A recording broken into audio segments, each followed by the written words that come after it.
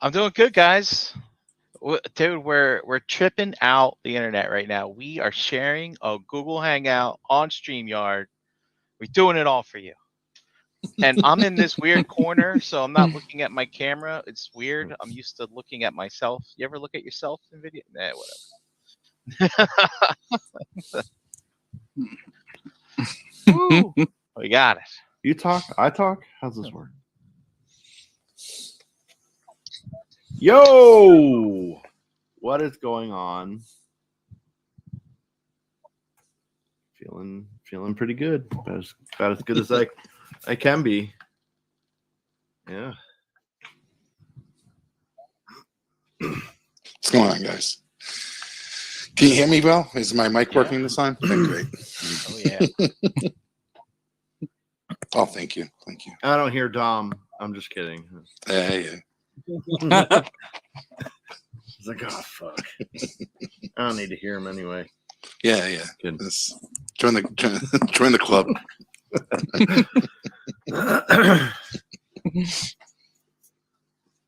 Yo, what's up, people? I never laughed so much in a pre hangout. Hold on, Jose. They're saying they can't hear you. No.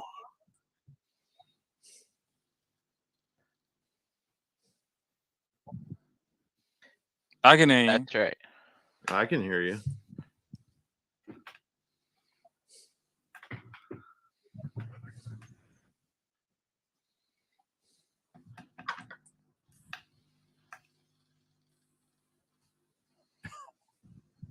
You can hear the rest of us? Can you hear the rest of us? No? That's it. It's over. Yeah, no. I'm listening to the show now. I can't hear you. Is it because you have the StreamYard muted? Because of the echo from before that we were trying to work out? Can you hear me now? Can you hear me now? Can you hear me now? Can you hear me now? I think they're gonna hear me now. Can you hear me now? Yes. Yes. That's it. Guys, technical difficulties all night tonight. So sorry, guys. Welcome to a brand new episode of Breaking Mold. You heard the other guys. We introduced them. You just wasn't hearing me. So sorry. We're here. Hey. Glad you could hear me while I introduce our very special guest tonight, Nick Whitmore. What's going on, man? Thank you very much, and thanks for the invite, guys. It's an honor to be here. Thank you for joining us. We know in your part of the world it's a little bit later than it is for us here in the States. So thank you for staying up late and hanging out with us. Well, that's all right. I'm already about 4 pints in, so I'm having a great time. Cheers, everybody. I'm a couple in myself, and I hope to be a few more in before this show is over. So, all right. Nick, you might like this. This is that Voodoo Ranger I was telling you about. Check out that can. Oh, man. So I'm going to be the only sober one here then. That sounds like a challenge. I think you should get on something really intense. I think you'd be like, right, you got to make up for lost time. It's time for some absinthe, and you just got to, you got to lick a toad, eat some shrooms, see where you get by the end of the night. Oh man, nice. I want to hang out with him. Yes. I'm gonna book a flight in a week or so. Nice, man. Well, again, thanks for joining us tonight. Appreciate it. Thank you. And sorry for the late start for everybody that's watching and listening. We're just trying to work out some technical difficulties. Glad we were able to work it out so we could bring you this show tonight. If anybody doesn't know, Nick is an artist and sculptor, and we wanted to have him on the show tonight. He's done a variety of projects, but as most people probably are aware, he's currently working on the Savage Crucible line, which is a pretty hotly anticipated toy line that's coming out. And from some of the designs I've seen and looked at, pretty cool stuff. So if a lot of that stuff is yours, and I think we're going to be looking at some stuff tonight, pretty incredible stuff. But before we get into that, man, I want to get into like a little bit of background and stuff like that, get to know you a little bit. In the pre-show, we weren't trying to talk too much while working out the technical difficulties, just because we were just trying to save it here and have the conversation here live on the show while everybody's watching and listening. So first of all, like, I do notice you have a bit of an accent, so people don't know what part of the world you're from. Just let us know where you're from. Well, England. I mean, you got to understand, England is smaller than Texas, so it's a pretty small place. It's good.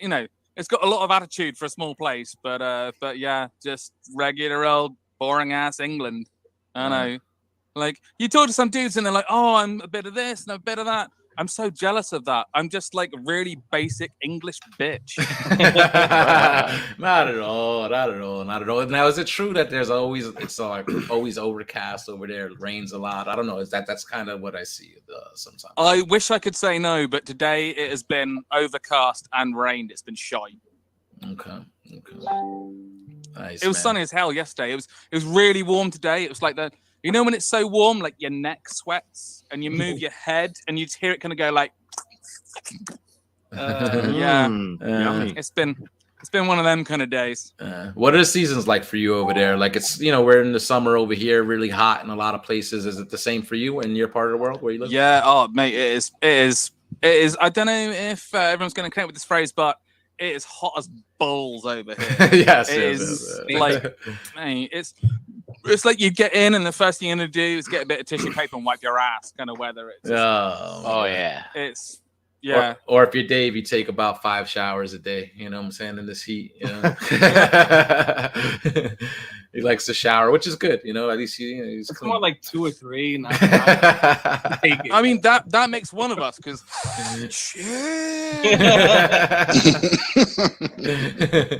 Hey, you can smell the man. That's it.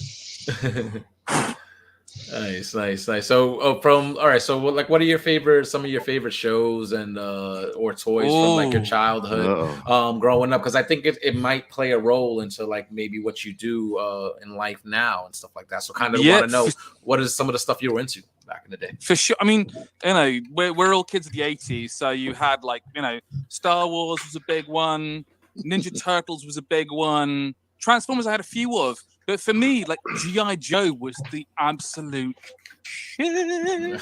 Like when you're a kid and you've got like you got a Star Wars figure and it's got 5 points of articulation, and then you get like airtight. So much better. I have an insane G.I. Joe collection. I've got the original era, a lot of that, the 25th to 30th. The sideshow stuff, classified. I have a lot of Sigma 6, and they were never even sold over here. I fucking love Sigma 6. I'm probably the only person in the entire Britain who collects Sigma 6, but I love them. Wow, so big G.I. Joe fan then. So that resonated. Oh, yeah, for sure. That resonated with you more than Transformers or Turtles or any of those other properties you mentioned. Okay. I mean, it's why, like, even to this day, because I'm really into like death metal. I dress like a dreadnought even now. I mean, I've cosplayed. I've cosplayed as Ripper, I think, 3 times, and Zanzibar, and Crockmaster, and Shipwreck once. But I mean, the less you know about that, the better. Because holy shit, it was like an entire 24-hour stint of like astoundingly disgusting sex jokes. I saw that, by the way. I saw the pictures of you with Shipwreck with the little parrot on the arm and everything. He looks good, guys. You gotta see him. He looks just like him. It was such a hoot, and yeah. And plus, it gave me leave to drink rum at like 10 a.m. and no one was even remotely phased. Of course, nice. I felt kind of sorry because we were hanging out with like the boss fight guys, and like everyone in the hotel at like 9 a.m. is having, they're like, oh, can I? Yeah, I'll have a full English and some toast and a cup of tea. I was like, I was like, can I get a pint of Guinness? And they were like, yeah, sure. I was like, all right, sweet.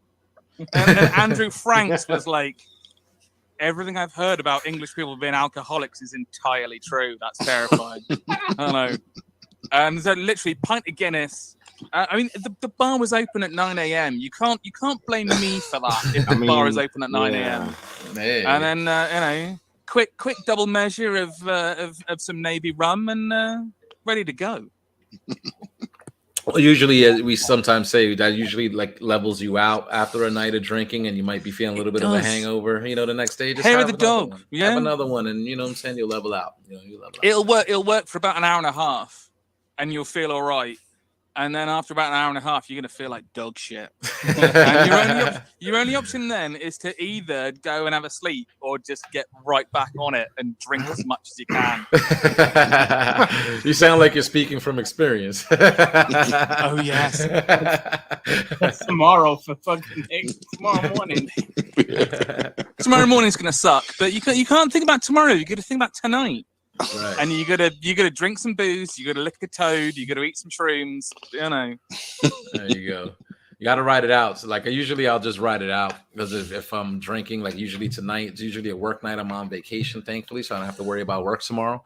But nice. But usually after nights like this, and we're hanging out and we're just getting toasty and stuff like that, the next day I'm like, oh my God, why was I doing What did I that? do? Why did I do that? Not a young man. Always anymore, the way. you know. Not a young man anymore. So. In the pre-show, you mentioned briefly Transformers, and a bunch of us got up a bit. So maybe you want to elaborate a little more on that and what you collect on. Yeah, oh man, because you mentioned if we were talking about Masterpiece and Chug, and you actually said you're a Chug collector, so that speaks to me. Like I lit up. I was like, oh shit, I collect Chugs. I got. Chug, it's such a beautiful scale. Chug is such a beautiful scale because like pretty much whatever's coming out, you know it, man. Pretty much whatever's coming out. Every new wave, you're gonna be like, shit, they just made a new drag strip. That's fucking awesome. I'm having that. But Hasbro know what they're doing because they drop drag strip and you're like, but then you know you gotta wait like 9 months until you get Dead End and you're like, I need Dead End. I need Dead End. You know, they just keep you hooked. Yep. And that's I know. Yeah. Sorry. No, I'm sorry. I was just gonna ask because like a lot of people seem to like what Hasbro's been doing with the mainline stuff, like since Siege and stuff like that. They sort of like coexisting with Takara Tomy with the designs and stuff like that. Not so much differences in the Japanese and the US releases like you used to have like during Combiner Wars, Titan's Return, and stuff like that. So a lot of people have just been happier with the line since that switch over, like a more unified scale and whatnot. So Nick, did you pick it up at Siege or did you pick it up when it started coming out back in classics? Like I started with classics. Okay. And I love classics, but I was skint and so I had to sell them on eBay to pay my rent, and so they had to go. And I was like, okay, that's it. That, you know, Transformers are done for now. I'm cool. And then I went to the Rollout Roll Call, the G.I. Joe Transformers convention in the UK. And someone had Titans Return Skullcruncher, and Skullcruncher is my fucking boy. Like, I love crocodiles and alligators just because they're awesome and sinister and fucking badass. But my grandma got me Skullcruncher when I was about 8, and so like Skullcruncher is just hardwired into my soul. And so I saw Skullcruncher and I was like, I'll just get the one. And then I was like, I'll get hard top, and I'll get highbrow, and I bought the whole wave within about half an hour. But it was like half an hour of like you buy 2 and you walk away, and then you come back and you take 2 more, and you know there was a certain amount of denial there for a really short amount of time, and I was lying to myself because I knew I was going to buy them all, but I was just like, I'll take these back to my hotel room and that'll be it. And then I came back and I was like, I'll just take 2 more. You know, and that was it. Like once I had all the headmasters, that just kind of opened it up, and and it's just gone fucking sideways from there. And now I'm like scouring eBay for legend scale figures, and I'm like, all 3 Insecticons for £27. Buy it now. Yeah, because there's been a lot of Chug collectors who started with classics and then came out of it, and then now with this new, like, you know, with obviously with the Titans Returns, they did a lot of the headmasters, but like now with the Siege line coming in and they're revamping a lot of them to look more G1 accurate is what's kind of drawing a lot more people back to Chug, which is really interesting. They're fantastic, and for what you're paying per Transformer, it's amazing. Because like I love like SH figure arts and monster arts and like Mafex figures, but it's like, oh shit, like, you know, $90, $100, $120 for a figure, and you get it and you look at it and you go, that's a fucking work of art. and you then pose it and you put it in a detolf and then you don't touch it again. You know, whereas with like a Chug transformer, you know, Cosmos is just sat on my desk, and you know, if I do something in ZBrush that's taken a long time, I'm like, I'll just transform Cosmos, you know, back and forth a few times. They're so great. I mean, Masterpiece are beautiful, but once everyone has it in robot mode, they never transform it again, and it just sits and it collects dust, and they're like, that Soundwave is the most beautiful thing I've ever seen in my entire life. But they're never gonna fucking touch it. Yeah, I always feel like also with Masterpiece, like too, like it's very like that Toon aesthetic, the 1984 looking aesthetic, and I kind of like with the Generations line, like it's the characters are very recognizable, but they're the alt modes and stuff like that. They look very modern and updated, you know. So that kind of speaks to me too. And like you said, the scale of them as well. Like, I think it works a little bit better for what I'm like looking for. The price, again, as you said, not as expensive, you know, and then you know, and then you could get almost every character. Like I was looking through a Transformers, like the art of the packaging from like the 80s and stuff, and I was going through each page. I was like, I got that guy, got that guy, got that guy, got that guy, got that guy, got that. Like, but and I didn't have that like as a kid, but I have it now. Like, you know what I'm saying? So that's Didn't you love doing that? And you're like, yep. Oh, I need that one. You straight on your phone. You're like, I make lists. Oh. I like a good list of you know, of shit that you need, and you're like, right. Missing this guy. Okay, he's going to the list. Yeah. Do you do any third-party stuff at all, or you just stick with the main line? I've tried not to, but like, sorry, cat. I just elbowed the cat in the face. I'm sorry, cat. Shit. I'll get the cat drunk. It'll be cool. I tried not to dabble in third party because the third party stuff is beautiful. But it's a very different beast to getting Chug stuff, because like, you know, I got is it Beachcomber? No, I got Sea Spray the other day, and it's like, oh, you know, it's like 10 moves and it's a robot, and you're like, oh, that's nice. But then once you start on the third party stuff, you will never escape it. It's like Unicron's fucking mouth, because suddenly like every Transformer that you loved as a kid, you're like, oh shit, I really want that. But it's like 120 quid. Yeah. And then you're like, if I buy that guy, then I need all of his friends. And then if I buy all of the guys that make kind of Menasor, then I need all of the guys that are gonna make Devastator. And it's a slippery fucking slope. Yeah. And so I've tried not to, but like Transformers is a lot like G.I. Joe. You will find there are so many characters that there are ones that you will buy that mean the absolute fucking world to you, and no one else is going to give a shit. You know, you see, Skull Cruncher, yes. And isn't it great that this time you don't store like his headmaster in his mouth? Like even as a 7-year-old, I was like, how is he going to eat my Dinobots if there's a guy in his mouth? So I got to ask you, have you taken that?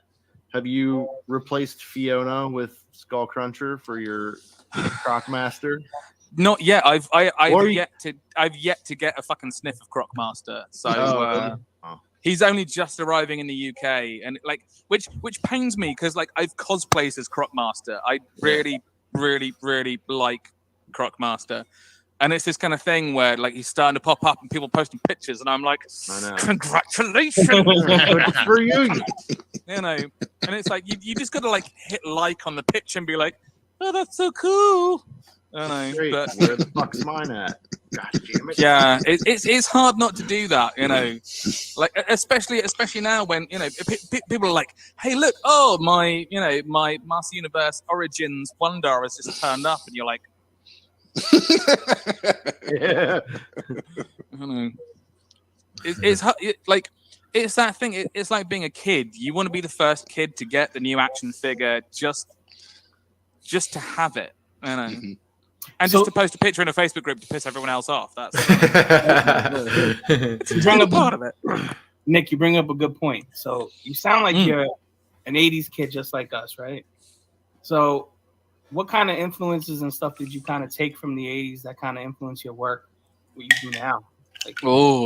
I mean, Master Universe is always a massive one. I think like what's weird is that I love neon toys. Yeah, like my entire wardrobe when I walk out the house, like literally it's all like black and camo. But like my toy collection will burn your fucking eyeballs out. I mean, like the original Ninja Turtles toys, I think, are way more beautiful than anything the cartoons or the movies could have done. Like the detail, the wackiness, the love that was poured into them, you can really see it. And I think that I found on Savage Crucible, Rob was so enthusiastic to have like any of us who were working on it just pour what we loved into it, that he knew it was better for us to take time with something and make it awesome than to just like rush it through and be like, okay, well I've done the basic minimum, there we go, you know. So I think Ninja Turtles has had that a lot. I mean, I think Spawn, the Spawn toys had a massive effect on me as a kid, because it was about what, 94, 95. Yeah. The Spawn figures really got everywhere, and I think for our generation, it was almost like a paradigm shift. Like we had grown up with the awesomeness of Ninja Turtles and Transformers and, you know, Thundercats and He-Man. But suddenly, as we hit our teenage years, we had these Spawn figures, and you just looked at it and you were like, what the fuck is that? Yeah. And it's like, oh, that guy, his accessories are, he comes with a whole load of like peeled off human faces. Awesome. His head is shoelaced down the middle of it. I mean, how, like, you know, I think for a lot of us, you know, we all it was almost as if toys matured with us at that point. And suddenly we had Spawn, you know, we like started to get into like sideshow figures. I mean, I remember when I went to my local model shop and they had an action figure of like Vlad the Impaler. And he was a horrible bastard. But holy shit, if you listen to the stories about him, he's a fascinating horrible bastard. You know? And so I think that toys kind of matured with us at that point. So as much as Ninja Turtles was a big inspiration for me earlier in my interest in getting into sculpting, I think I blame it all on Spawn. I blame it all on Todd and the Four Horsemen. They just rocked my fucking world, man. You know, I looked at these figures and, you know, they were like $15 a piece. I mean, £15 in England, but you know, back in 1995, the exchange rate was great. So, you know, and like they're like 15 quid. You know, like there was this figure called Gravedigger, and he was like 9 inches tall, and he had a gravestone on his back, and like 2 shovels and a pickaxe, and like a rope covered in chains, and like 6 of these cool little bendy mini demons. Yeah, we sold a ton of those figures back in the day. I used to work in a hobby shop, and like those figures on the shelf compared to other things at the time, I mean, it was next level with the detail, the accessories and stuff like that. Wasn't a lot of really things that had that level of detail on the shelves like at that time, you know. So you mentioned like being into comic books and stuff like that in the 90s, so I guess Spawn was one of the favorites. Or did you read the comic as well? Yeah, nice. I mean, the Spawn comic was awesome.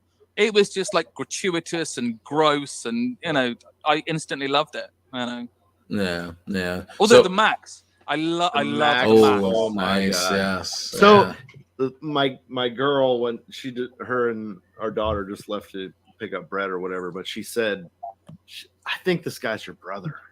It's like you're talking about the G.I. Joe. You got into the Transformers. I was born in '77, and like. I was only born like a year or two later, so yeah, I'm your long lost brother on another continent. I mean, we got to go on here. Mate, you know? Your beard is way mightier than mine. In the words of the dwarves of Karaz Akarak, Grombully Grom. That is a mighty beard. I'm trying. I found though that now you're never ever going to look at a bowl of soup ever again. You're like, nah. Yeah. Well, I found a trick. So you take your shirt, Ah, there you go. Oh, I'm gonna try that. So I have to do this for work, so like I'm not drawing in people's flesh. You know what I mean? I've seen That sounds so awesomely metal. I've seen JB eat. He eats like a supermodel. You know how supermodels can't mess their makeup up? Oh yeah. They gotta kind of like deep dive there. Has he got his pinkies out? It's this one over here. JD's over trying to avoid the hair. Like, it happens a lot. You guys are taking the piss, man. But like when you get like a slice of pizza out the fridge and you jam that in your face at about like 8:45 in the morning, and like your moustache is in your mouth and you start eating your own face, it's not cool. No, it's not cool. It's not cool. And then you're like pulling your beard hairs out of your mouth, and then like 3 hours later you're like, someone's got pizza.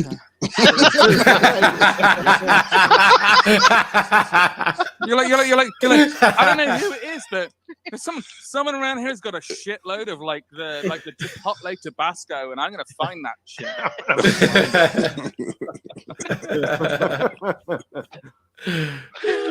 shit. Oh my god. Oh, so as far as like the sculpting and the artwork, is that like your main job in life, or is it more? Yeah. Main job. I dabbled in special effects, which was awesome, but it didn't pay a lot. My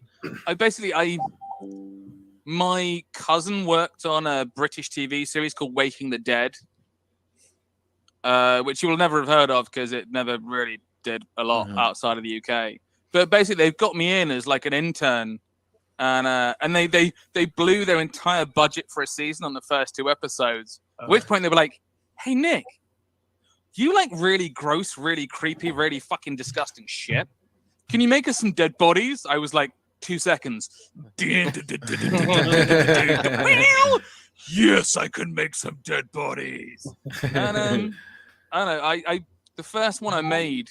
I was so excited. I went in over the weekend to work on it, and someone from the art department came in, and they were like, "It looks like something from the Evil Dead." Thank you. I was like, "Yeah, that's the greatest accolade she could have ever fucking said." I was like, "Are you serious?" Bruce Campbell is a god upon earth.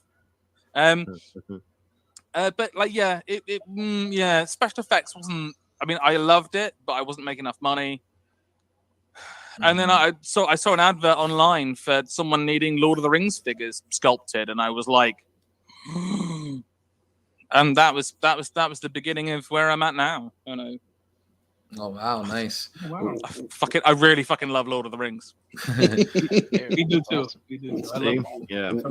When did she's great. I think you're my brother here. Yes. When did you know that like what you do now is what you wanted to do for a living? Like when did you come to that realization? Oof. I mean, like I wanted to do it from when I was 14, looking at Spawn figures. Okay. But when I started that job making Lord of the Rings figures, I just loved it. You know. And I think being a geek is a massive aid in doing this job, because I was working on a team with people and they were incredible sculptors, but they weren't that interested in what was going on. And so my boss was like, "Hey, what's a Dagorlad elf?" And I was like, "Well, during the last alliance of men and elves, with the final battle with Sauron, the men and elves, the armies met on the plains of Dagorlad to fight Sauron at the gate." And she was like, just email me a fucking picture. And I was like, "All right, your loss. Lord of the Rings is fucking awesome." But I think yeah, I think at that point I realized it was something that I was good at, and it was something I was really interested in doing. I know, because I had a fair few jobs before that were not fun, like cleaning plates in a pizza restaurant and shit, and you're like, this is not my calling. Yeah. I mean, I got a free pizza every night, which was legit, but other than that, I don't know. And what outfit were you working with doing those Lord of the Rings? Like, what is it like? Was it like a third party, or was somebody? That was, I mean, it was a third party, but it was for Eagle Moss. Okay, all right. Who made all the chess pieces and shit. And I mean, I just loved it, because every week it was like, do you want to sculpt a ring wraith or a balrog or an ent? I'm like, yes. Free? Yeah. Yes. Yes. Which one? All of them. Oh. And I was like, the rest of the guys in here can do all the hobbits. I'm gonna do all the monsters. I know. Yeah. I mean, like I can remember. I can still remember so clearly being in the cinema back in 1999. Which makes me feel really fucking old. Seeing the Balrog appear out of the smoke, and he's kind of gets like, and his head kind of ducks down and goes, and like literally, I was like, "That's the coolest thing I've ever seen in my entire life." For sure. I went to see the Fellowship of the Ring with my parents and my sister and the fella she was getting out with at the time. And we got out the cinema, and I just didn't say anything. And they were like, "Is he all right?" He's not said anything in 10 minutes. Like, because I literally could talk forever and ever, as you guys have already noticed.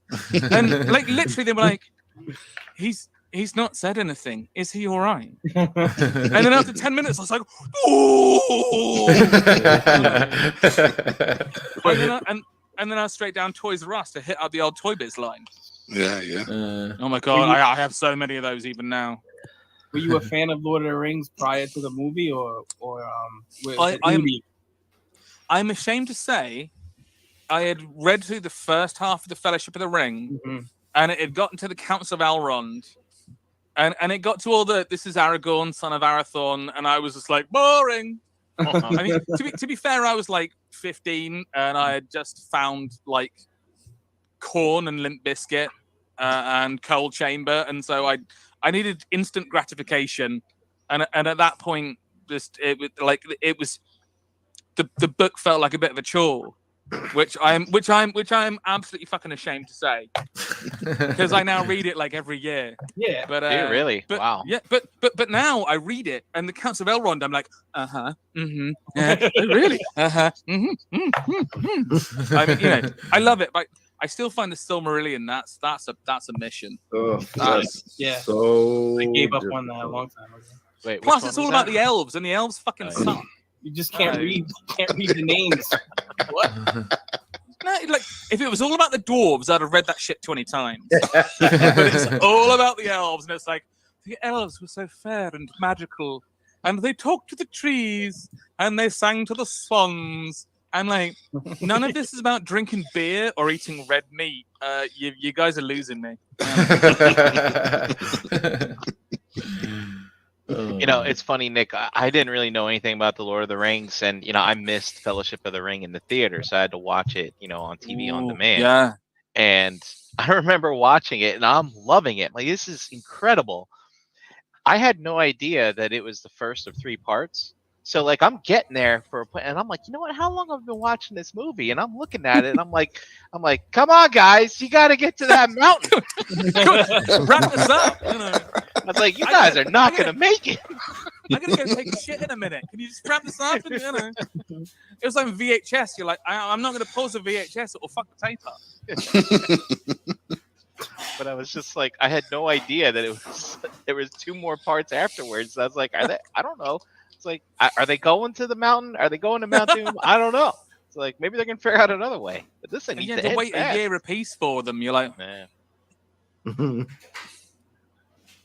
I had the same experience you did. I went into the theater not knowing anything about it. I went with my uncle and my aunt, and I left there just the same way, Nick. Like, that was so good. What was that? Looking into it.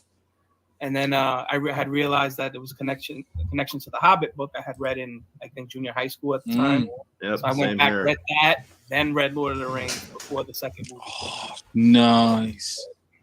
Yeah. That was it. It just gives you such a desire to read the book like as fast as possible. Yeah, I know. I read. Yeah, like I read the Fellowship over about a week, and then I read the 2 Towers over about 3 days, and then literally with the Return of the King, I was like, I just shut my door. I was like, I ain't talking to no one. And like, all my mates at college were like, mate, do you want to come smoke a bowl? I was like, I'm ill. I can't. I'm not going to be there. And I read the Return of the King in like a day. I was like, because the end of the 2 Towers. Like Frodo's been taken. Sam thought he was dead. the orcs take him through that hole in the tunnel and they block the door. And I was like, I have to find out what happens right now. And but of course, the way that the book's written, you've got to get through like the first half is all about like Aragorn, Legolas, and Gimli, which I absolutely adore those guys, but you're just frantically reading through it because you're like, holy fucking shit, they've got the ring. It just fucking brilliant.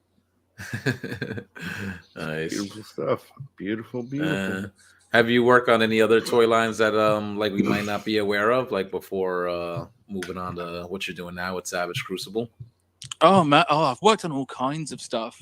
It's weird. Like I end up like forgetting about shit that I've worked on, and then suddenly I'm like, oh yeah, I made those weird like Ice Age figures, and it all kind of blurs together because I'm really bad at like taking pictures of what I've done at the time to then put them on the internet when they're done. And so I just kind of work on it and I go, oh, I'll stick that up on Instagram when I remember.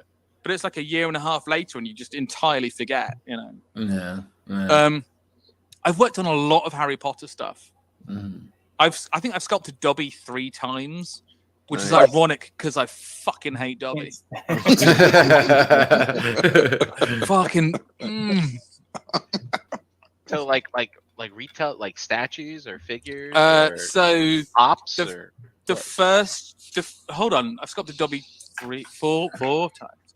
The first 2 Dobbies were for Tomy. I think they made the figures for.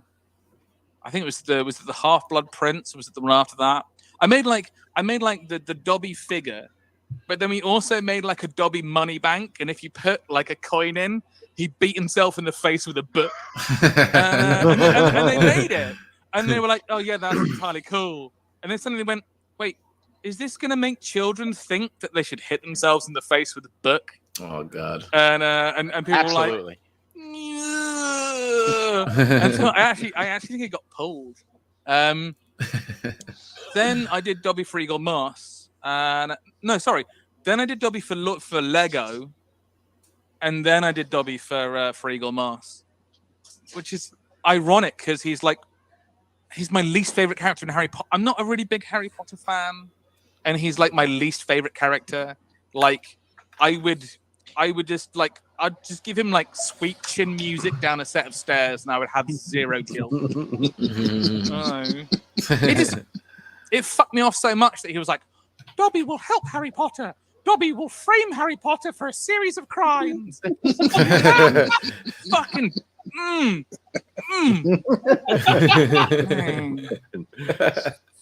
He's such a little prick. He's my friend. So I will drop a cake on his aunt's face.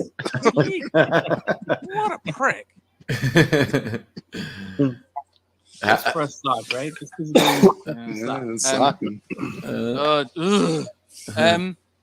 lot of Doctor Who stuff. To be honest, I'd worked on so much Doctor Who stuff at my previous job. When I got the job at Lego, they were like, "We're adding Doctor Who to Lego Dimensions," and I was like, "Sweet Jesus!" You're over like, it. 2 seconds. Wait. What's this? Did you say you worked for Lego? Yeah, I was out there for about 2 years. Like, did you in what is it, Denmark or wherever it is? Yep. So you were like out there. That you lived out there and worked out there? I was out there, dude. So I think I've seen videos of their campus and shit. So like you were like out there, like in the. Yeah. Wow, man. I mean what am I doing in my life? The main building is awesome and the job is fantastic and the people are lovely, but it is a really small town. There's 3 pizza rafrestaurants and nothing else. Like, don't get me wrong, as a kid who grew up watching Ninja Turtles, I fucking love pizza. But after like a year and a half, you're like, you know what, man? No, I'm done. I want like a bowl of ramen. I want a fucking beef burger. I want a fucking steak. And that just wasn't like in the town where Lego is based. That's just not really an option. Plus, they closed all the bars down. which for me was a major fucking problem. Oh, that sucks. Yeah. And what was worse is that I was there and everyone's going, oh, mate, there was a pub around the corner called like O'Shaughnessy's and you would have fucking loved it. And I'm like, can you please stop telling me about the pub that is no longer there? Because this is like animal cruelty. Telling me about a drinking establishment I cannot hang out in. Why did they shut all the pubs down? I don't know. I heard it was very political. I think that a member of the Lego family had some kind of interaction with a drunk driver, and it went really badly. Oh my goodness! Yeah, I think the actual story was like actually really harsh and really grim. So you know, so I can understand their reasonings for it. But and they had that power. A wall of bricks. in Billund they have that power. If they don't like some shit. Really? Wow. Yeah. There's a guy I work with out there, and he is. I cannot describe how awesome he is. If you imagine Teddy Roosevelt dressed as Indiana Jones, right? Who has worked on every Lego series since about 1982. He made all the castle stuff. He made all the pirate stuff. He has worked there ever since. He is like an absolute hero. And he also loved a cheeky little beverage. And Lego got to the point where they were like, there's no alcohol to be consumed in the building whatsoever. And he kept it up. And so they fired him. Oh, but then they rehired him because they realized they couldn't do it without him. And he kept it up, and so they fired him again. And then they rehired him. And he now basically it's like 3 strikes. They can never do anything against him ever again. And he just does whatever he wants. Oh, that's crazy. So he's so awesome.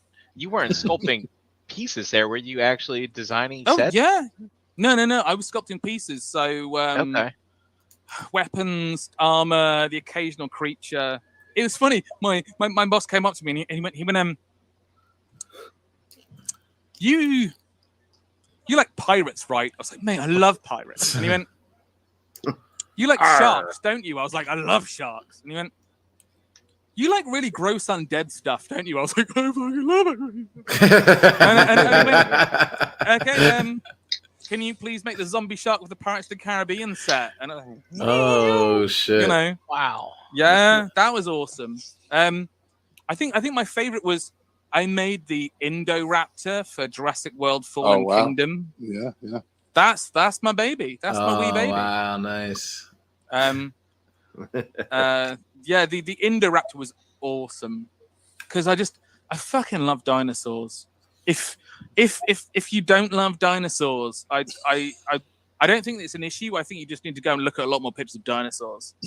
Because that's my wee bairn. Yeah. Nice.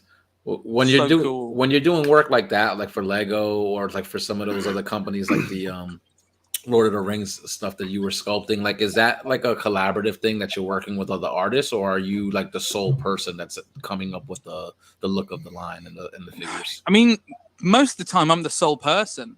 The shark I had to use this your shark previous right here? geometry. Yeah. I had to use the previous shark that had already been made, but make it a zombie shark. Which, I mean, to be fair, I like stuff to be as accurate as possible. So the first thing I did was Google shark skeleton. Oh dear.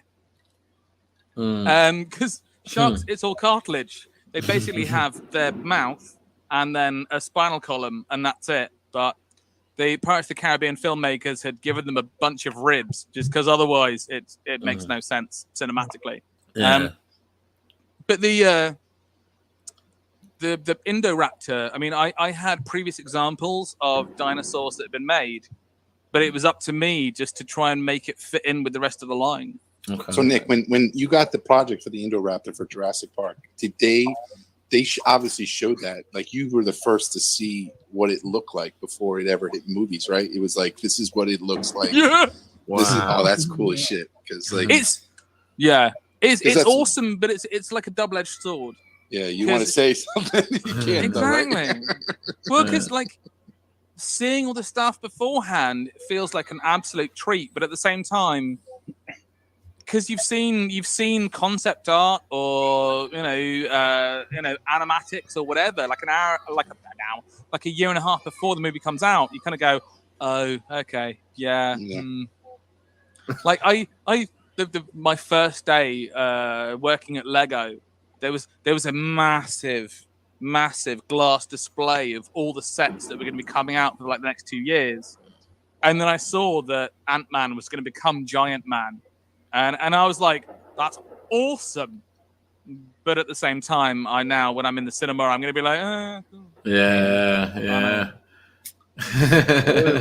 Yeah, gift and curse, I guess, when it comes to stuff like that. That's how it goes, you know. Yeah. Nick, how do you get the work though? Is it like, are you contracted with somebody, or like is it all word of mouth? Like you just like, hey, we're looking for somebody to do this, and you kind of have to apply, or is it like somebody calls you, Nick, we got a project we want you to work on, or it's kind of about stuff you're like, like what's going on? It's kind of a bit of everything with this new toy line type of thing. I mean, like,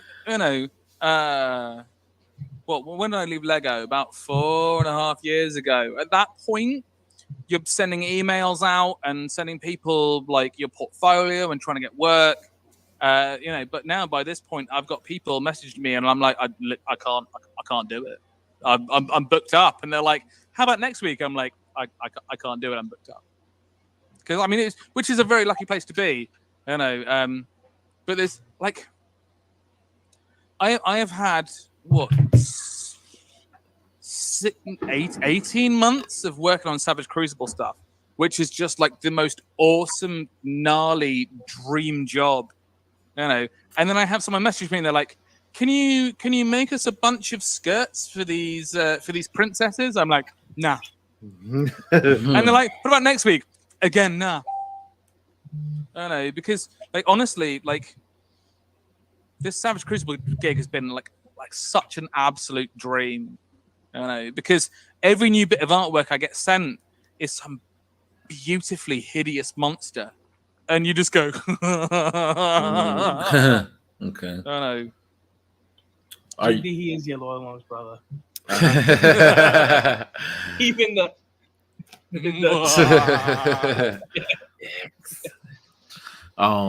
to segue into that a little bit, because you're saying like you're receiving artwork and like to, I guess, do the scope work off of. So like, are you doing the design of any of the characters, or that's already being done elsewhere and you're just sculpting the toy aspects though? I'm just sculpting the toy aspect. Okay. I mean, it's what I found amazing about this project is that Rob will send me the artwork. I've worked with a lot of Yanis's incredible fucking artwork, and he sends me the artwork and he goes, "You've got free reign to kind of take this as a starting point and then go from there. But the concept art has been so good. I've literally just gone, I'm going to make exactly that, because I can't improve on the concept art that's been done on Savage Crucible. I mean, the first picture I saw of the Harbinger it was just like a pencil sketch. And that was the first thing that I did, which was December 2020. And literally Rob sent me this picture and he was like, "See how you get along with this." And I was like, that's the coolest shit I've ever seen. Like it's like H.P. Lovecraft. It's got like a little nibble of like Akira, of Tetsuo when his arm gets all fucked up.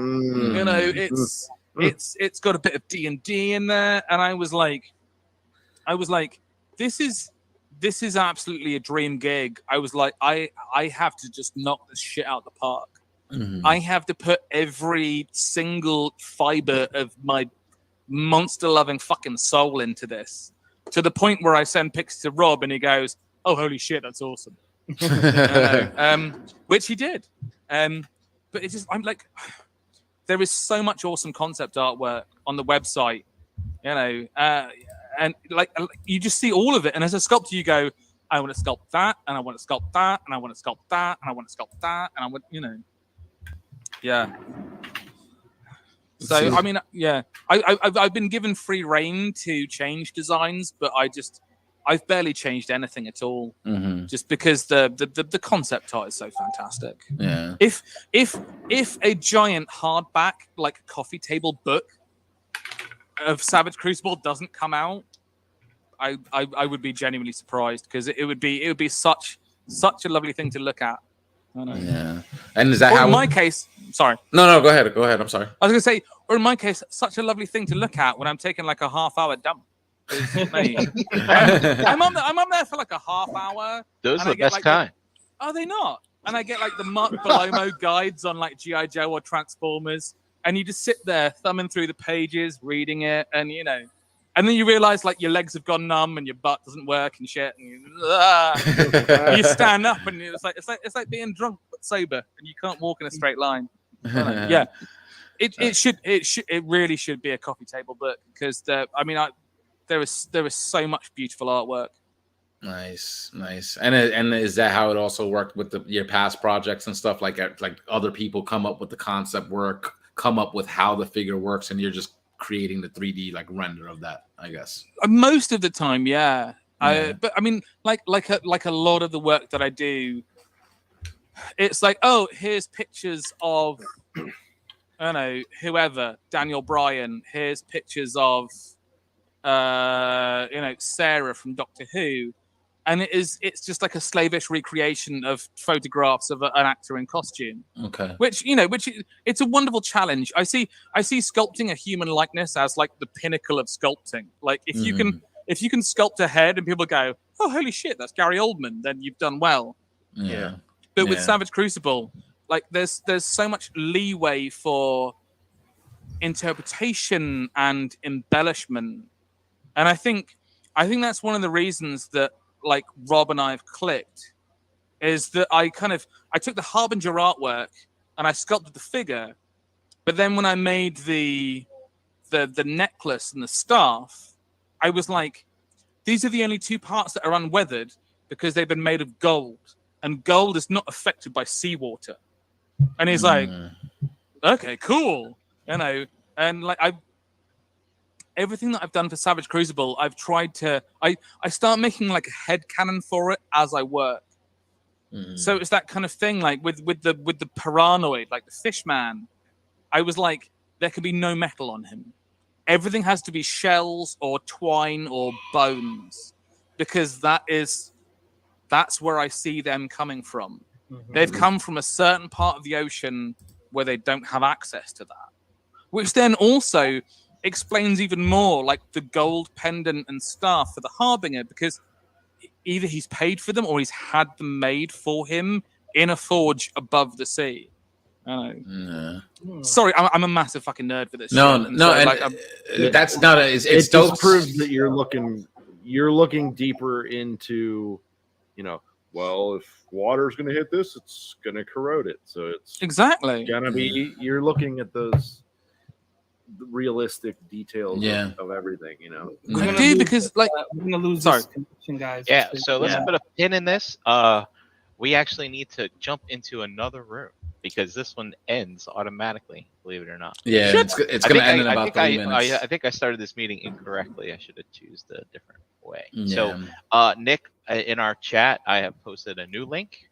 So I think we should all leave. Go join the new link. Awesome. Jump right in there. Just hop in there. Yep, I'll share the new room. This is our commercial break. This was our technical difficulties, guys. Sorry, we're gonna switch up. Join the new room.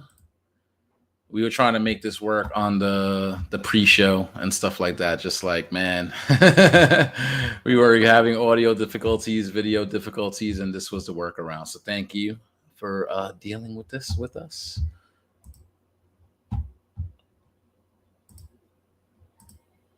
It's so crazy. So let's see.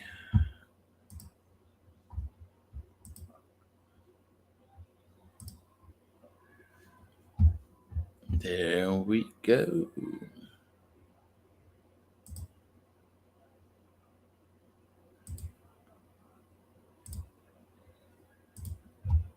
Sorry, guys. Give me one moment.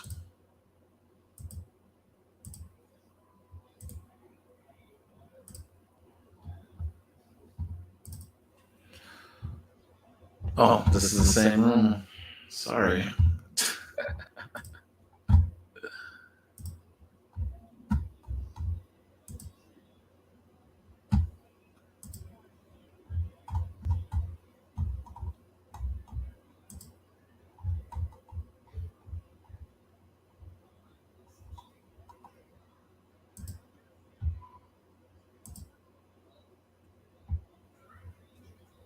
Sorry, guys. Give me one moment. I'm sorry.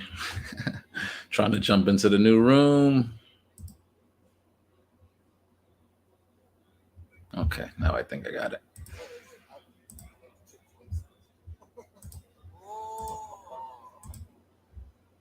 In like there we the go. UK only just got Five Guys, and so like it's pretty good. But I'm always on the lookout for new delicious shit to turn like up, like hot sauces. Is that your thing? Oh, I fucking love a hot sauce. All right, hold on. I'll be right back. I know. Oh, speaking of. Jose, are we back? Yes, we're back. Thanks for dealing with Going us. for a piss or a shit? Jose, we don't hear. hear you. You're What? muted. You got to unmute. Oh, muted in There we go. Google Meet. There we go. There we go. What's There up, you guys? go. Thank you for dealing with that quick 2 minutes of. The Transformers will be back after these Mayhem. commercials. All right, cool. They can hear us. Sweet. All right, sweet. All right, thanks, guys. Thanks for bearing with us as we bring Hey. you this Ooh, interview look at with. this. It's gonna be backwards, of course. What is that? Old Grumpy Grumpy Marks. Marks. What is that? Hot Yeah, sauce? Yeah. Yeah, I'd nice. totally buy that. So they have a website, Old Grumpy Marks, and they make all kinds of different hot sauces. Is that a barbecue? Is that a spicy barbecue sauce? That's Yeah, a hot pretty sauce, much. okay. This is so barbecue heat bourbon equals hell yeah. Oh, there you go. Yeah. I love a bourbon sauce, man. Yeah. It's fucking delicious. I was in my local like hot sauce and booze shop the other day, and they had a hot sauce called colon cleaner, and I was like, no, I'm out. Jesus. I was like, I'm curious, but not that curious. So right before we put the pin in the conversation, you were talking about like how you have like the freedom to kind of maybe do some things when you're sculpting the figures and stuff like that. I was also going to ask, because you said you usually get artwork and you sculpt from there, but like, are you also like coming up with like the way the figure works, the engineering of it and stuff like that, like, or is that already kind of worked out before you start your sculpt work? Like the basic figure that we've got was all pre-engineered before I got on the project. Okay. Which is, I mean, to be honest, it's fantastic. If you guys have seen the videos on the Savage Crucible Facebook page or on Instagram, you'll see that they can do shit that most figures can't do, like hold a sword with both hands. Yes. Without doing this shit. Yeah. They can hold a sword with two hands and actually aim it at stuff. But there have been moments, because I've pretty much just worked on the Cult of the Abyss the last 18 months. So there's a buttload of stuff you dudes haven't seen yet. But like if you look at the Paranoid. So is this stuff that you shared with us earlier? Yes. Would you like us to go through that? Yeah, let's do it. All right.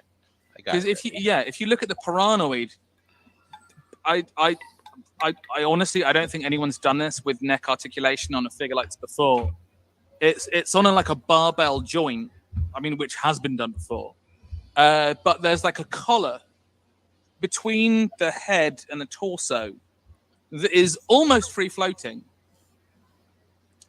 Look, there's the shirtless harbinger, which I know people look at it and go, oh, he's still got a sleeve on, but a bare human arm will be available as well as a separate as part of a separate figure, so you will be able to do a shirtless version of him. Because if you look at he's got all these like veins and lumps and shit all over his chest.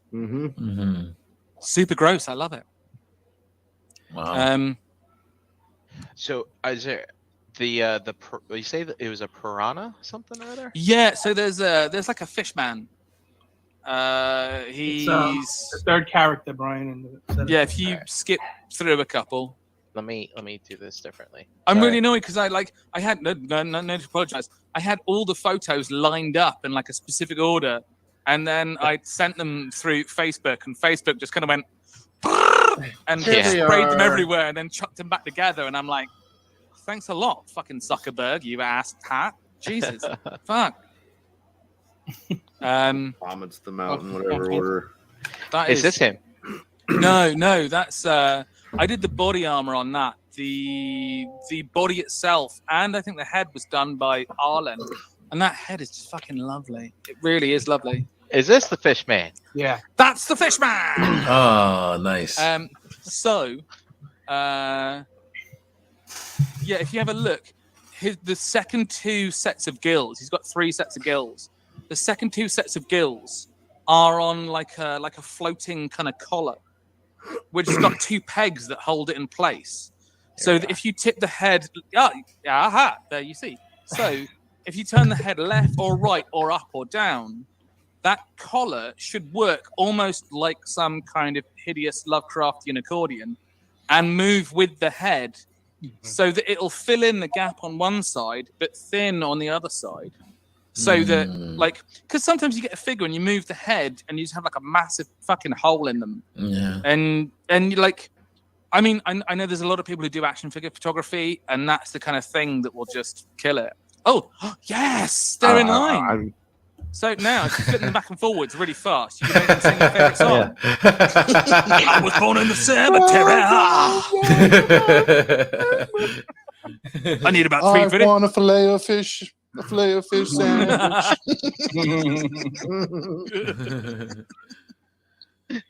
That's so awesome. Those 2 have come in line. So something I've been championing from the get-go is monsters with opening mouths, because Rob has been on board all the way, because with a lot of figures like this, you would have been molding the lower jaw separately to get that gap in the mouth. Mm-hmm. And so it just makes sense to have it on a pivot instead of just plugging it in.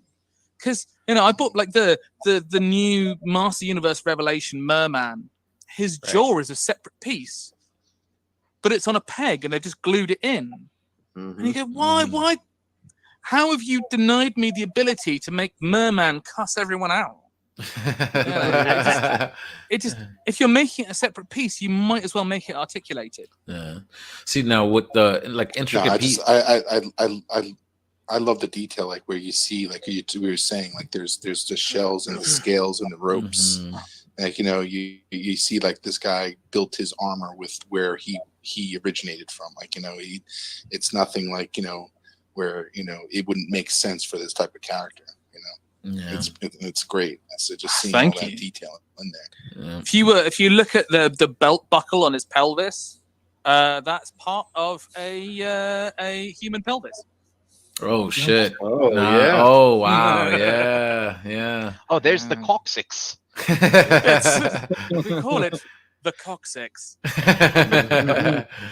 See, now with the designs as like intricate as they are, like what's the level of difficulty for you as far as like sculpting this? Have you ever like encountered any setbacks?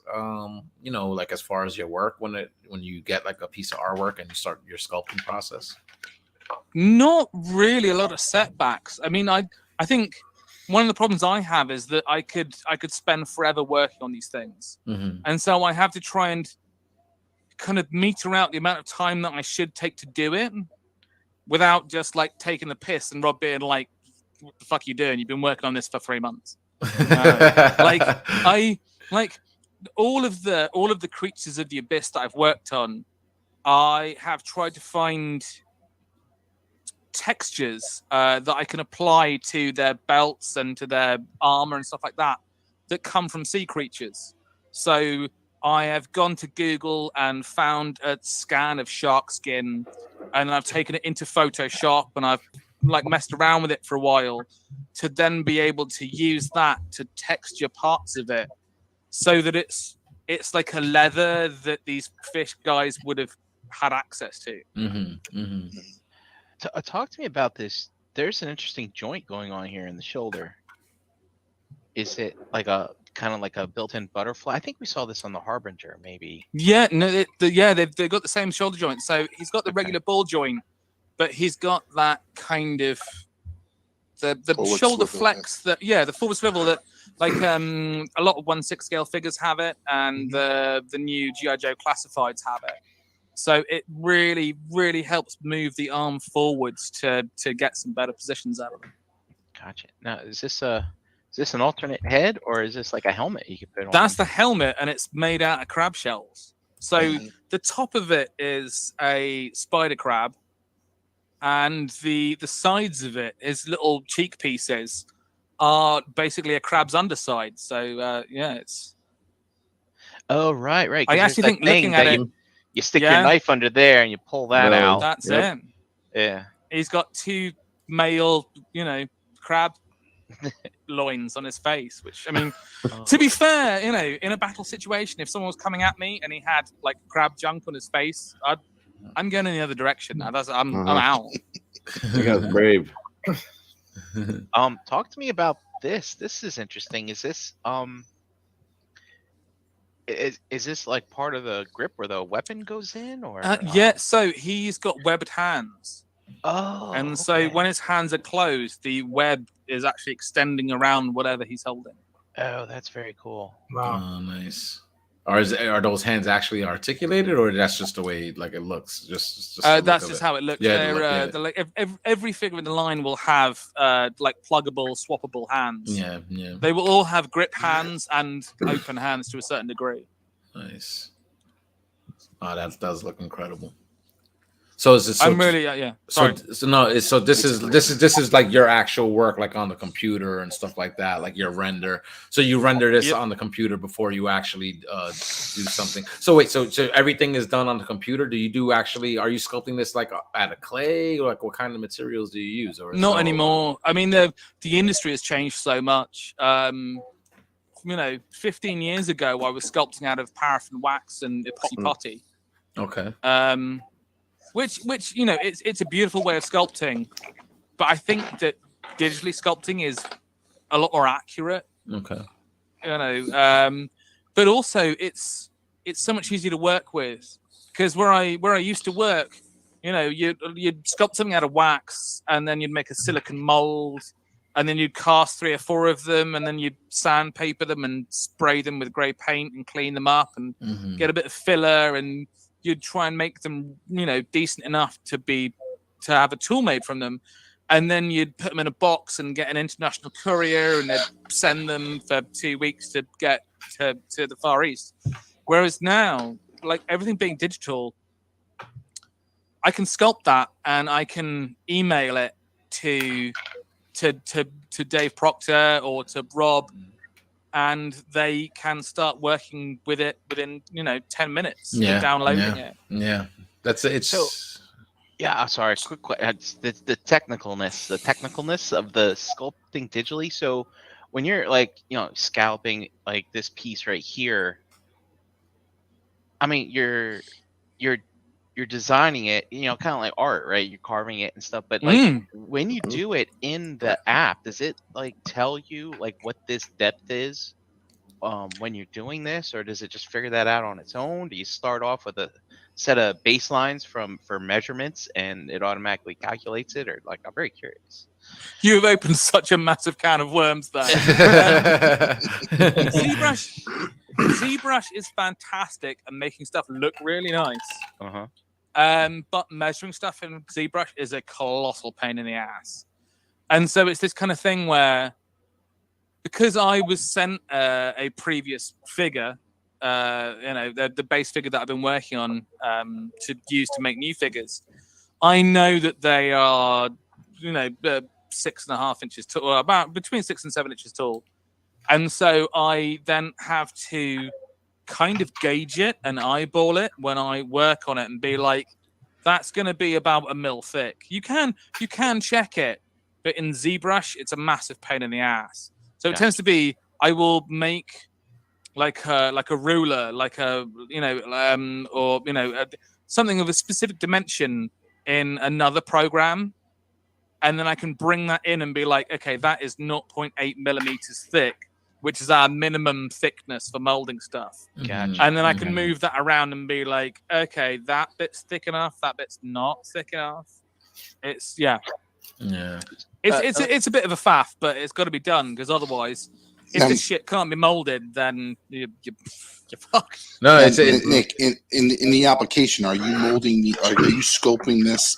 I can assume that you sculpt it from an entire perspective, like the entire figure, or do you sculpt it in pieces? Like this is the arm, this is what the arm's going to look like, and then the application just puts everything together, or is it like you do it all at once and then you split it out into the individual pieces of the figure? It's all in one file as separate pieces. Okay. So, the upper head is separate to the lower, to his jaw, which is separate to his neck, which is separate to his upper torso, lower torso. So it's this kind of thing where you can select a part of it and work on it. Gotcha.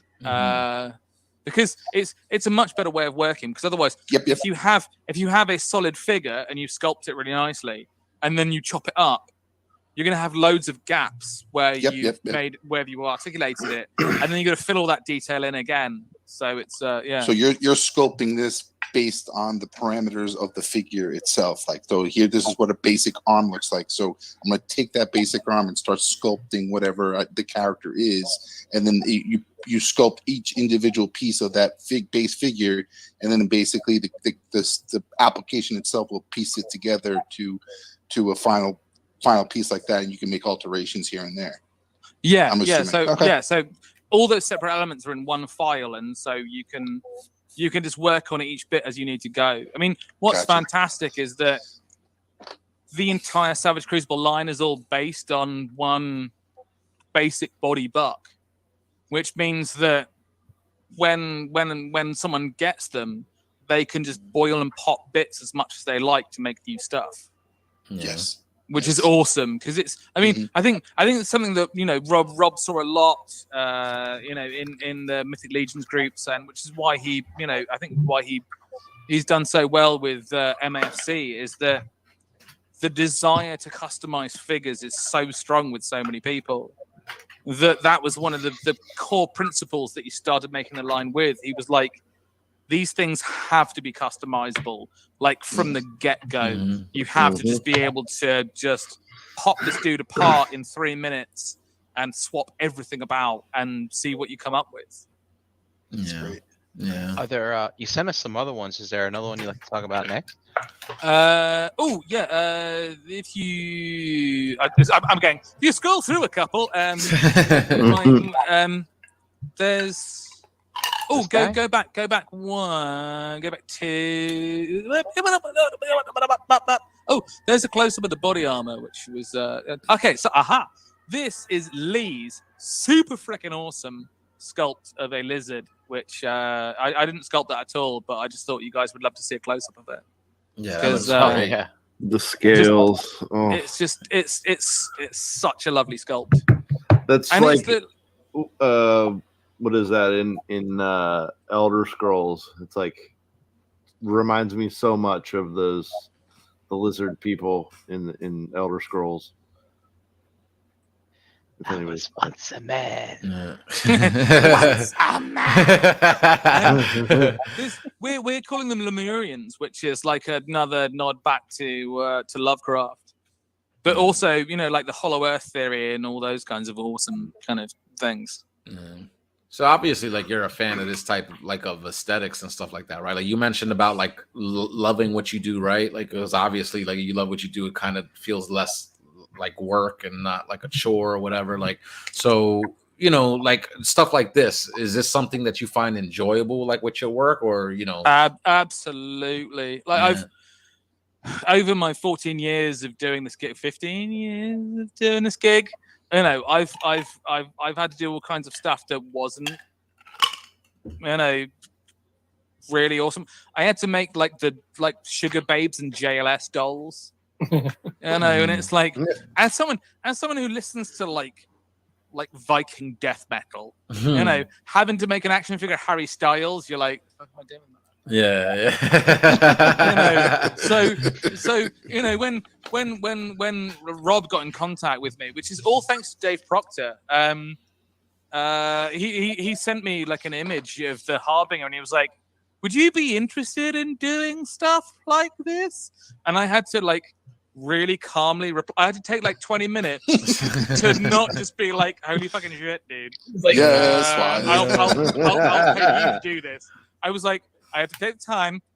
And you have to be like really calm and collected and be like, yes, what an interesting project. I would love to work on it. But it's I like everything I've sculpted for Rob has just been awesome. And every new bit of artwork, he's like, "Oh, hey, would you like to make this giant hideous beastie?" I'm like, Yes, I would. I love giant hideous beasties. So Dom, you had mentioned before you're asking Nick about sculpting the pieces and really putting them together. So if we look close here, we can see this is overlaid on top of another render. Yep. Yeah. So Nick, does this mean like is this armor removable from this figure? Yep, the torso armor is removable. The pauldrons are removable. The belt piece will be removable. The only things you can't take off him will be the van braces and the greaves on his legs. Okay. So the greaves and the hand braces are sculpted right into the forearms and the shins. Okay.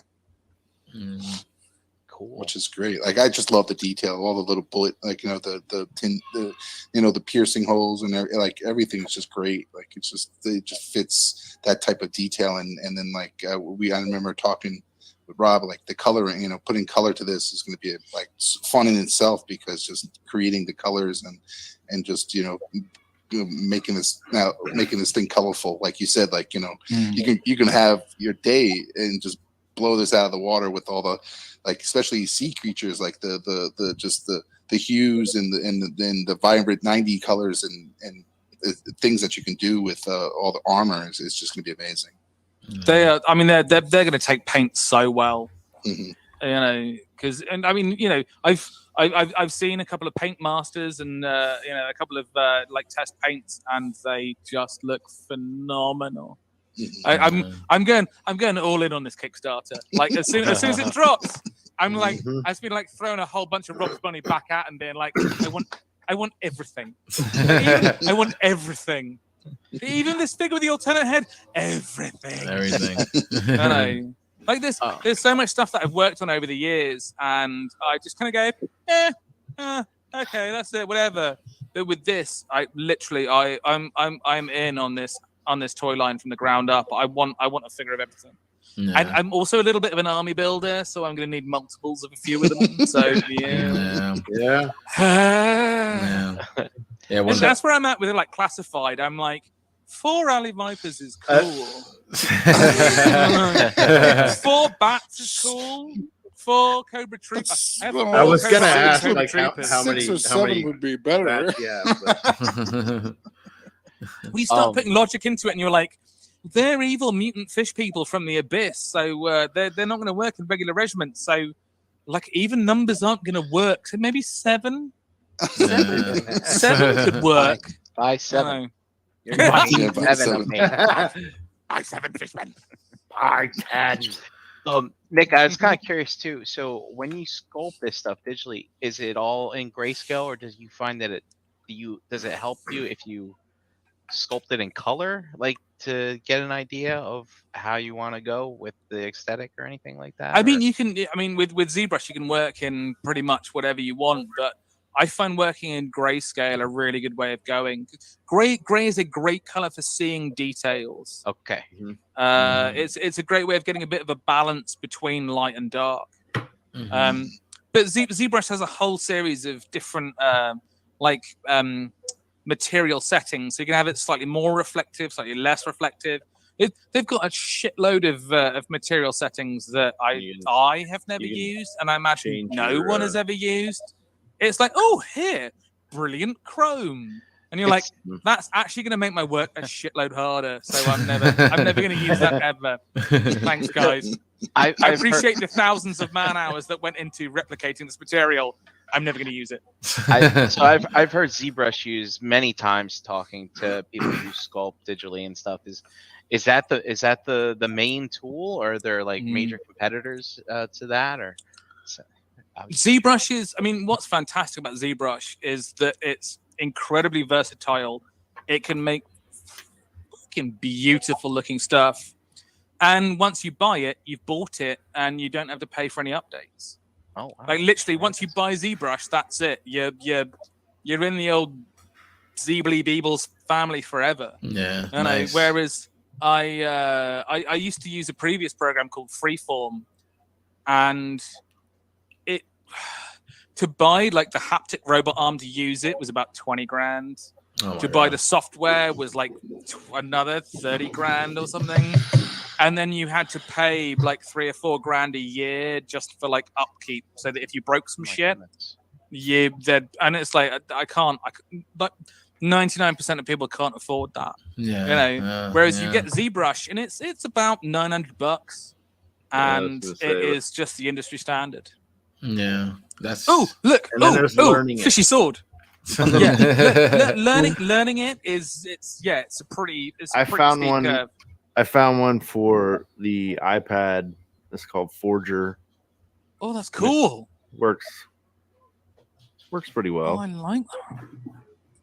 That's awesome. That's like wicked. It's awesome, like to get some insight into that, because I wasn't sure. Like I'm assuming, like with the sculpting, you're sculpting like you're thinking like something physical. You know what I'm saying? Like you're doing it out of clay or some other type of material. So I mean, it's interesting to hear like this industry has gone this route, just like I'm sure like the comic book industry. People do inking, the art, everything's done online because it's just easier. You could, like you said, email it to people, and it's just just easier all around. So that was, you did mention a learning curve. I was going to ask that, like, how was it to kind of transition from doing things physically to digitally? Like, it's a bit of a challenge, because as a traditional sculptor, or a traditional painter, or any form of creative thing you might choose, it's so easy to go, right, here is, I say it's so easy, it's not easy. You go, here is some paraffin wax, and I'm going to make that. And you can look at the pictures and you make it, and you have full control over your hands, and you know what you're doing. So you can make hard edge stuff, you can make organic stuff, and it comes naturally. Whereas if you're using a program like ZBrush, you make something, you suddenly go, oh, I need to make this bit here. And you then have to go and look on YouTube for like 45 minutes and find a tutorial on how to make, like an eyebrow or some shit. And you're like, oh, okay, cool. I know. But then with ZBrush, you're like, okay, so add clay with the thing. And it's like loads and loads of like pop down menus on top of menus. And you're like, that one, and then that one. And oh shit, I lost it. That one, and then that one. And then, oh fuck, it's gone. That one, and then that one, and that one, and that one, and that one. Yeah. And then you hit the button, and it does some shit that's totally different to the YouTube video. And you're like, why is what I've done different to what the guy on YouTube is saying? And it's like a 3-minute video, and you keep rewinding it and watching it again, and you're like, I guess I'm just shit. It is much easier to do it manually, though. It really is. This is interesting. So, as I was making this guy, who's called the Riptide Knight, I made the basic helmet without the horns and without the plume out the back. And I was like, that looks so fucking cool.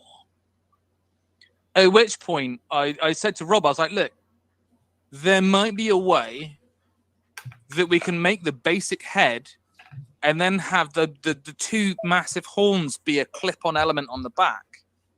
And then also have the plume be another clip-on element. And so then you could like army build them. So you could have a bunch of dudes who look like that. Oh. And then like a bunch of dudes who've got like the horns. And then like one dude who's got like the horns and the plume. Yeah. At the moment that's the dude.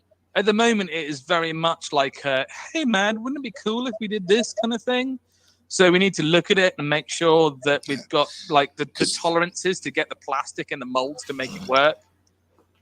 Yeah, because this could be the commander, the one without the plume could be like the lieutenants, and then you got your foot soldiers without nothing. Exactly. Yeah. This is why Rob loves me. I'm like, if we do this, this, and this, everyone will buy 20 of that guy, and he's like, I love it. Are there any limitations to what you're doing when you're given all this artwork to sort of like render or anything? Are they given any guidelines saying like you can't do this, or It's an awesome helmet. you know we only have so much to work with as far as maybe parts or whatever, like anything like that?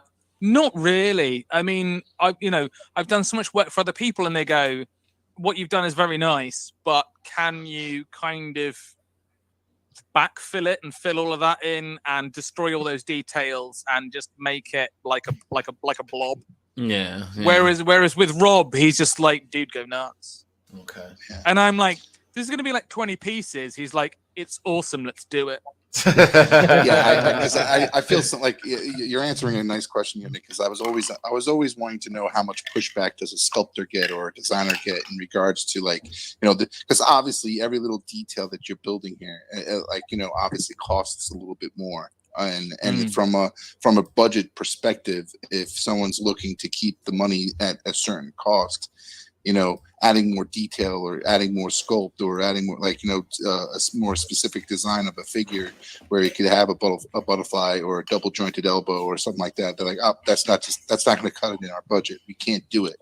So that type of pushback I can see from for somebody that you go all balls in and you just detail the shit out of it. And mate, this is what I like. Balls in. I've got the back wheels in there. I'm like, yep.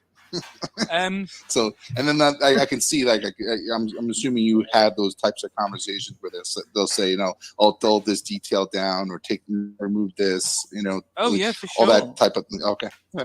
Like Rob, Awesome. Rob, literally, he's just been like, look, do whatever it takes to make something awesome. Rob would rather make something face meltingly awesome than cut some corners and have people be like, yeah, it's all right. Mm-hmm.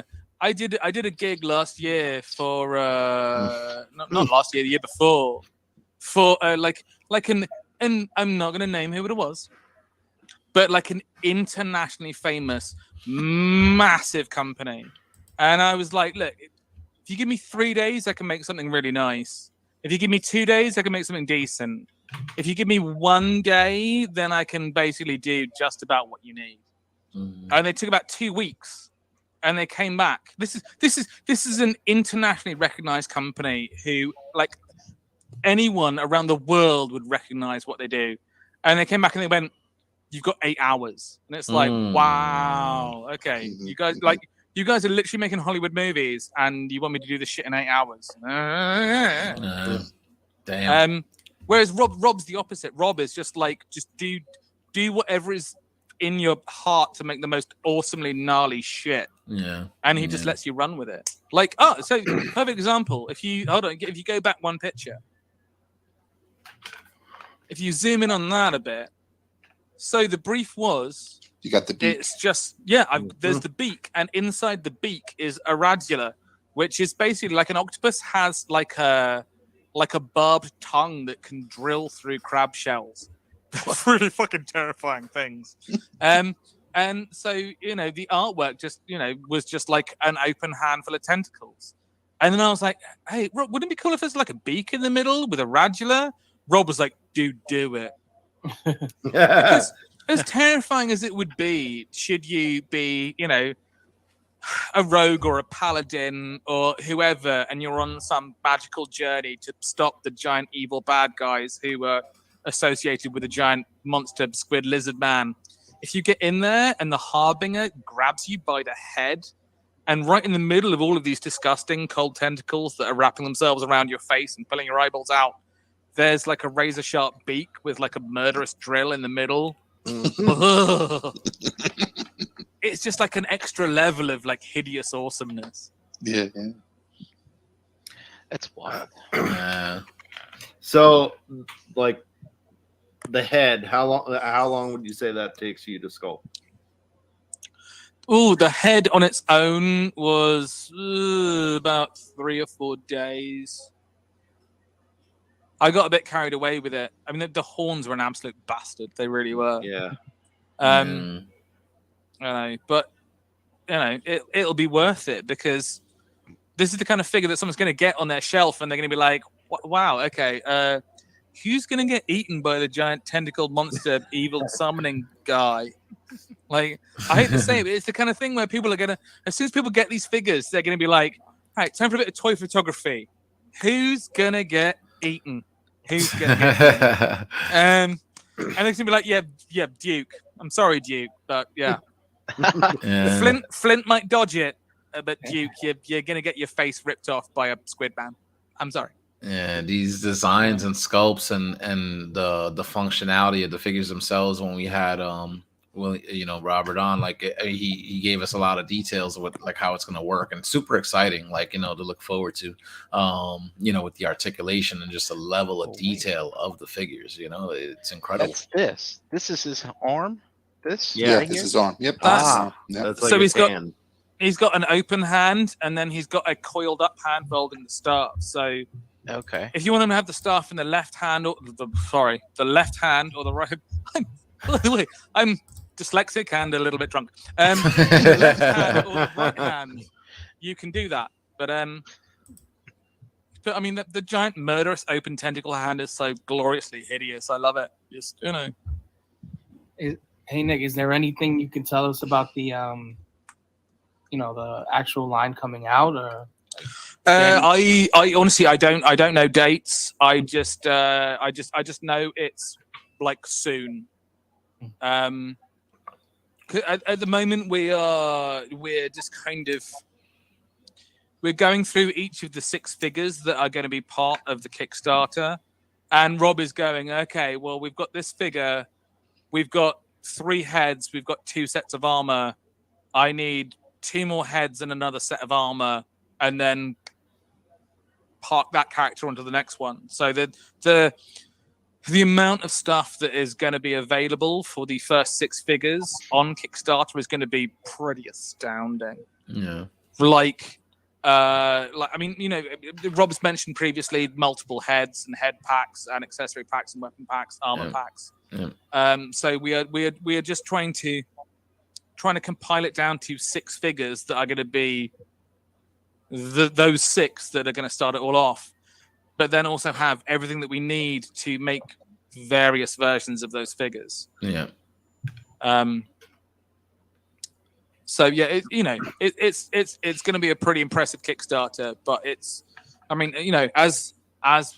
Rob was saying to you guys the other day, we're so far ahead in getting these figures prototyped and tooled that when it does kick off, the turnaround will be astoundingly quick. Yeah, yeah. And I saw someone in the Savage Crucible group be like, "Oh, we're not going to see these until like winter 2024," and I was like, "Oh, buddy, you are so wrong."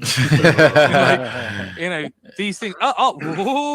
Big giant murderous squid sword. Yes. Yeah. Once the Kickstarter goes live, the wheels are way more in motion than on pretty much any other action figure Kickstarter that's been done. So as soon as it gets green lit, steel's going to get cut and these things are going to get made. So yeah, that's exciting. That's really exciting to hear. It is exciting because otherwise you pre-order some shit and you're waiting for like a year and a half, and then you suddenly get an email and you're like, "Oh fuck, is my credit card details correct?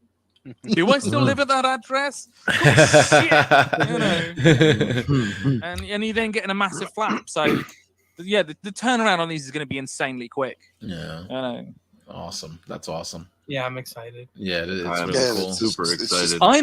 I'm super excited, and I've seen all of this. I say I've seen all of this shit. I have not seen all of this shit because I'm part of quite a few groups of Sculpter chats on this, and a guy just dropped something in, and I'm like, "What is that? I want that!" And Rob's like, "Dude, fucking chill." And suddenly I go from being like part of the creative process to just being a straight up fanboy, and I'm like, I want 10. And he's like, dude, just fucking chill. And I'm like, no, man, you can't just be dropping like a shitload of dwarfs in the chat and not expect me to throw money at you. I need all of them. No. All right. Well, This is the hard part of like being a fanboy of everything that we're doing. I'm like, I want it all. Yeah. You got to rein that in sometimes. So does anybody have any final questions for Nick before we start wrapping up? Oh, Nick, since you were talking about being such a big G.I. Joe fan, and of course you got a Cobra shirt on, was that his tank? Is that available out there in the UK? I think Hasbro's got a HasLab UK site. It is. I'm this close to buying it. I want it. I just have no fucking idea where I'm going to put it. Yeah, you figure that out later. Exactly. I'm going to figure that shit out later. And also, I'm so super fucking stoked that the Hiss tank just came in, like, and just like fucking murder gunned it. And the Rancor just got nowhere. And then like suddenly Hasbro were like, holy shit, these G.I. Joe fans are serious. Yeah. You have no idea. I have a theory about the Black Series stuff. I have a theory about that. I really think that Hasbro is suddenly going to be like, shit, okay, what's next? Ore Striker, Silver Mirage bike. I'm like, water moccasin. No, better than a water moccasin. I want a fucking Thunder Machine, man. I want a 1/12 scale Thunder Machine with a fucking Bluetooth speaker in it, so that I can play some tunes out of it. There was a. Do you guys remember Toy Fair magazine? Yeah. Yes. Yeah. That was. Yeah. I love this. That was like my Bible, and I would like. Every month I'd go to the comic shop and pick up my standing order, and I would get Toy Fair magazine. And I was going through it, and there was this one 3-page spread where they were taking the piss out of the amount of money that it would cost to run Cobra. And one of them, of all the requests, one was from Thrasher for a Black Sabbath tune queued up on an 8-track. And I was like, what is that track? And it's not Dragonaut. That's a different band. It was, what is it? Old Slither. It was it was one Sabbath track, and I was like, and I went straight to like HMV and bought the album, and I put it on, and I was like, whoa! Sorry, that was Iron Maiden. Sorry, but yeah, I want a Thunder Machine that can play death metal. Dude, whenever you go like that, I always think, did you ever see Jack Black? Was it School of Rock? Yeah, he freaking does that all the time. I love that movie. I love that movie. I saw Tenacious D play live, and it was incredible. Wow, it's really surreal because like you're there as like one of the many sweaty bearded masses being like, okay, cool, and then suddenly Jack Black is just right. He's right fucking there, and you're like, if I ran really fast at the stage and I took my pants off, I'd get really fucking close to Jack Black. It was such an awesome gig. I had a few years ago, a friend of mine was like, oh, who would play you in a movie about your life? And all my mates are like, oh yeah, oh like Will Smith, oh like Brad Pitt, and I was like, Jack Black. And everyone was like, oh, holy shit, yes. We do have a question in the chat. Lou wants to know, I mean, I don't know if you'll know this, but will there be prototypes for Savage Crucible at PowerCon? Will there be prototypes at PowerCon? I'm going to say absolutely. There should have been fully articulated prototypes at the Georgia, right? Atlanta, right? Yeah. And they were like literally they were done, but with the COVID issues in China, they just didn't get posted out in time. So what Rob had there were just the figurines, but he would have had fully posable figures there in Georgia if shit hadn't gone sideways with the international postage. So yeah, they were like, I mean. Prototypes definitely, potentially some paint masters or some deco samples, But there will be hands-on figures that people can pick up and have a proper good fiddle with. That's awesome. Because we all like a good fiddle. Proper good fiddle. Nick, what about you? How often do you hit the States up, if at all? I have not been for quite a while. I was actually meant to be at Atlanta, but the COVID situation just put a stop to that. Which, I mean, to be fair, is probably a blessing for everyone because I'd have turned up being like, "What?" and I've not actually been out on the lash for about 3 years. So I'd have got there and I've been all fucking Billy Big Bollocks, and I would have drunk about 8 pints and then passed out under a 6 table. feet. So. Give me a hug. I would have been off my nut. But when as soon as Rob puts the old Thundercats Thunder Torch in the sky, I'll be on my way. And Yes. we already talked about names for the Savage Crucible convention. Like, if you call it Savage Con, it sounds a little bit like BDSM. Not entirely against. You might get a bunch of really, really, really freaky goth chicks turn up, which I am all for. If you call it like the Crew Con, it suggests it's all about like sharp haircuts. So the jury is out. We need names for Savage Crucible Con. Well, dude, please keep us in the loop when you're gonna be visiting the States, because I definitely need to buy you a pint or two when you come for a visit. Dude, sure. The one thing I guarantee: A, I will fucking talk a lot. B, I will buy you a shitload of pints. That's how I roll. I'm just gonna buy everyone a shitload of pints. Looking forward to it. Will we remember the night? Probably not. Will the photographs remind us? Yes, they will. Yes. I'm the cameraman, so there's always going to be evidence at the end of the night. You're just going to dodge straight out of drinking like tequila shots? Oh, man. And I'll get you a couple of the old tequila vodka Red Bulls, and then that's it, man. There we go. You ain't remember shit. I've not drunk that stuff for about 20 years, and I know now if I have a TVR, it will literally floor me. Which is why I want to drink it. Well, dude, thanks again for taking the time to chat with us tonight and hanging out with us here on BTM. We really appreciate it, and thank you for all the info and the insight. Like, super interesting to me, and I want to have you back. Like, not even to talk about all this stuff, but I mean, you're a super interesting dude, and I could just imagine the conversations we could all have in the future, man. So thank you so much. It's been an absolute honor, and you guys have been an absolute hoot. And I did as I promised in the Savage Crucible Crucible group. Almost minimal dick and fart jokes, so I've done very well. I've not just filling it up with a shitload of expletives. I will take this moment to say, cunt biscuit. Yes. You were great, man. You were That's great. That's going to stick with us for a while. That is. We usually thank you so much. Thank you, man. Thank you for being on. We usually do continue on broadcast. I'm not sure if you could stay on or not, but usually when we do sign off, we do stay on. Anybody that's watching, listening, join us. I'm not sure if Nick can stay on, but as usual, we do have the hangout. We'll be throwing it out in the Realm of Collectors Facebook group. And Nick, thanks. It's only 3 a.m. Oh my God. He's in the future. Don't count on Nick for being in the hangout. But dude, thank you once again for hanging out. And before we sign off, just let the people know where they can find you on social media.